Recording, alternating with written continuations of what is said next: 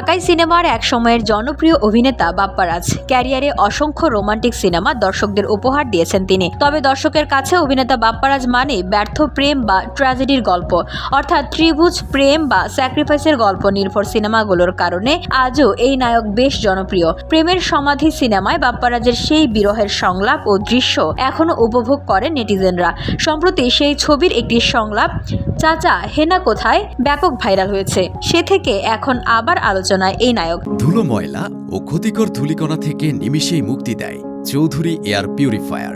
এর শক্তিশালী সাকশন ঘরের কোনায় কোনায় লুকিয়ে থাকা সকল ধুলা টেনে ফিল্টার করে এবং বের করে আনে নির্মল ও স্বাস্থ্যকর হাওয়া।